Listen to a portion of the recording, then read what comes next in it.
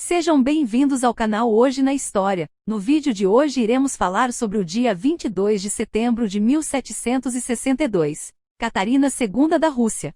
Catarina II, Stetino, 2 de maio de 1729, São Petersburgo, 17 de novembro de 1796, conhecida como Catarina, a Grande, foi a imperatriz da Rússia de 1762 até sua morte. Nascida como Princesa Sofia Frederica Augusta de Anhalt-Zerbst-Dorburg, era a filha mais velha de Cristiano Augusto, príncipe de Anhalt-Zerbst, e sua esposa Joana Isabel de Alsácia-Gottorp.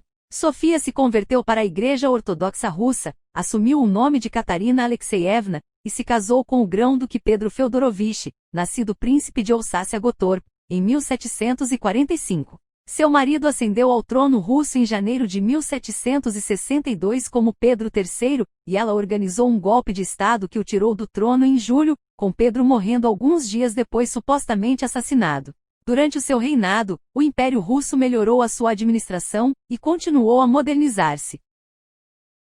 O reinado de Catarina revitalizou a Rússia, que cresceu com ainda mais força e tornou conhecida como uma das maiores potências europeias. Os seus sucessos dentro da complexa política externa, e as suas represálias por vezes brutas aos movimentos revolucionários, mais notavelmente na rebelião Pugachev, complementaram a sua caótica vida privada. Causava escândalo frequentemente, dada a sua tendência para relações que espalhavam rumores por todas as cortes europeias.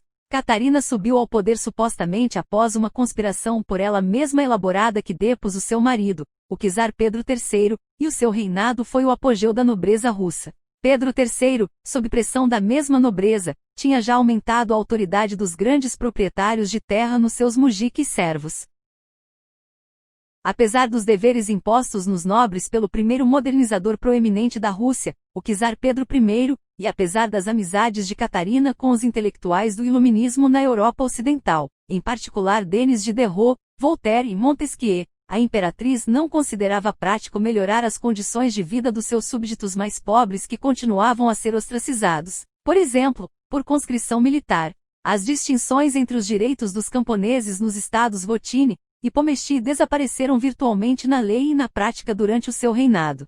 Em 1785, Catarina conferiu à nobreza a Carta Régia da Nobreza, aumentando ainda mais o poder dos senhores de terra. Nobres em cada distrito elegiam um marechal da nobreza, que falava em seu nome a monarca sobre problemas que os afetavam, em especial os problemas econômicos. Reinado de Pedro III e golpe de Estado.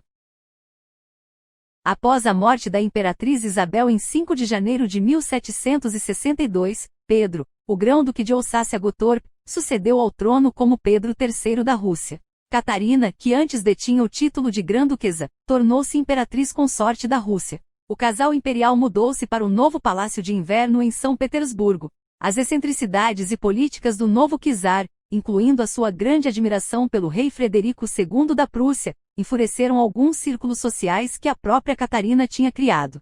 Além disso, Pedro interveio numa disputa entre o seu ducado de Alsácia e a Dinamarca. O apoio insistente de Pedro a Frederico II, que tinha observado a ocupação de Berlim pelas tropas russas em 1760, mas agora sugeria repartir os territórios polacos com a Rússia, fê-lo perder muito do apoio da nobreza. A Rússia e a Prússia tinham lutado uma contra a outra durante a Guerra dos 7 Anos que durou até Pedro subir ao trono. Em julho de 1762, pouco depois de estar 6 meses no trono, o czar Pedro cometeu o erro político de se retirar com seus cortesãos de Holstein para Oranienbaum, na Finlândia, deixando a sua esposa sozinha em São Petersburgo. Nos dias 13 e 14 de julho, a Guarda Imperial revoltou-se, depôs Pedro, e proclamou Catarina como governante da Rússia. O golpe sem sangue teve sucesso. 3 dias depois, em 17 de julho de 1762, apenas 6 meses após a sua ascensão ao trono, Pedro III faleceu em Ripcha, às mãos de Alexei Orlov, irmão mais novo de Gregório Orlov, o amante de Catarina. Os historiadores não encontraram provas de que Catarina estivesse envolvida diretamente no suposto assassinato. Mesmo apesar de, na altura, existirem outros pretendentes ao trono, Ivan VI, nascido em 1740 e a viver em Skluselburg, e a princesa Tarakanova, nascida em 1753, foi Catarina quem sucedeu ao seu marido, mesmo apesar de não ter qualquer ligação de parentesco com a família Romanov. seguindo assim o mesmo procedimento da imperatriz com o mesmo nome, Catarina I, que tinha sucedido ao seu marido, Pedro, o Grande, em 1725. O estatuto técnico de Catarina é ainda discutido entre o de regente ou usurpadora. O primeiro apenas faria sentido enquanto seu filho Paulo não atingisse a maioridade, o que aconteceu durante a década de 1770. Nesta altura, um grupo de nobres ligados a Paulo contemplaram a possibilidade de um novo golpe de Estado para depor Catarina e colocá-lo no poder, formando uma monarquia constitucional. Contudo, nada aconteceu e Catarina reinou até a sua morte em 1796. Se gostou do vídeo, curta, comente e compartilhe. Para receber novos vídeos, até o próximo.